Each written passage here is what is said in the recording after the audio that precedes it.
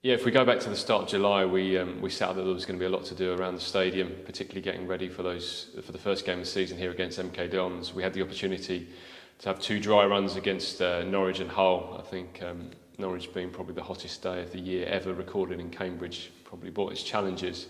But we were really pleased where we got to for the MK Dons game. There's been a significant amount of change here over the summer, not just physically in terms of the improvements around the stadium, but also in terms of the staffing and also the systems and processes that we've put in place. So there's a lot changed in a short period of time, and it was always going to take us a few games to get up to speed, as it would do for most clubs returning from one season to the next. So overall, really happy with how things have gone, but I think it's also important that we take stock of where we are.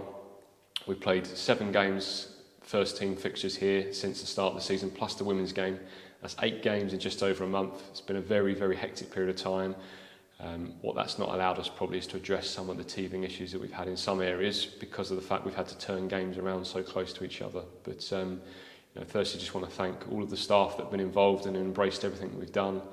Also the matchday staff who at times, along with the volunteers, had to change their plans at last minute as we've gone through cup games and things. And it's been great to see everybody come together to create what's been a much more improved matchday experience here at the Abbey this season. I think the biggest positive for us has been the engagement with young supporters. So I think everyone would agree the Kids Zone's been a fantastic addition, and the Trust have done a great job of engaging with young supporters on a match day through not just the physical activities but some of the other offerings they've had there. It's been great to have Abbey people involved. You'd have seen the enterprise of the coffee truck out the front. But it's also been good to have a bit more strategy, so the launch of the Junior U's, the fact that supporters can now come in and get their matchday passport stamped, and different areas and different generations all coming together in that area outside of the club shop has been fantastic to see. We added live music here last week, which has gone down very well, and we'll be looking to build on that in the coming weeks. I think the biggest change that supporters would have seen will be the food and beverage side of life. So this has been something that we've spent a lot of time on, not just in the last few weeks, but building up to it. The Abbey is a great stadium. It's very iconic, it's very historic, but unfortunately it's not built for the 21st century and probably the support experience we want. We've been very public in that.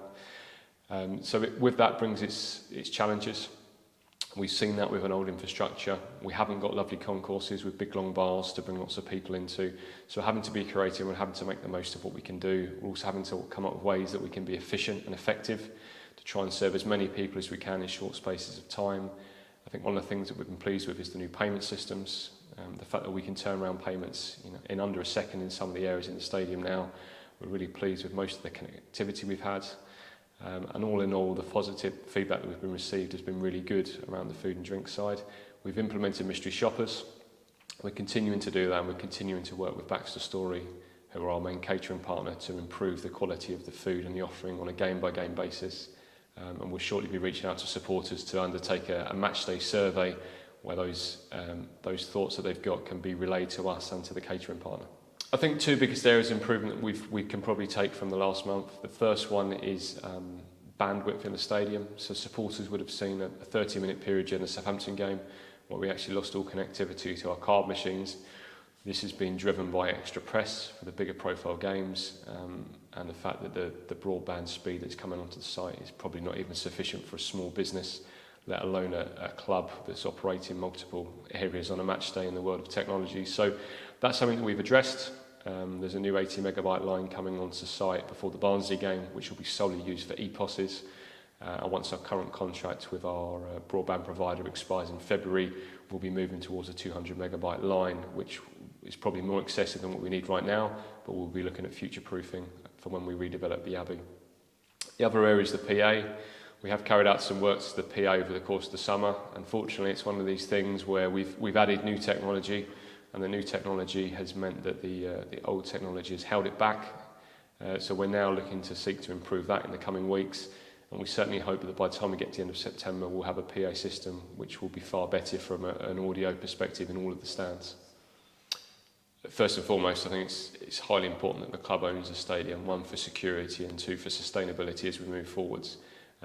Huge credit to Paul, Mark and Adam for helping make that happen, as well as Grosvenor. I think it's been well publicised that Grosvenor played a big part in allowing us to make the purchase happen. in a realistic manner, and we're truly grateful to them. But what it now does, it now gives us the opportunity to look at ways in which we can redevelop the Abbey. That's not going to be a quick process. It's going to be over the next few years. It's going to be a process that's going to involve lots of stakeholders, including that of the City Council, local neighbours, and the supporters. So there'll be lots of consultation taking place, but we'll be looking at ways in which we can increase the capacity, we can improve the matchday experience, and we can also commercialise the stadium. So I'd expect to see communication going out to supporters around that and some updates probably in the next 6 months. But that's probably not our priority at this moment in time.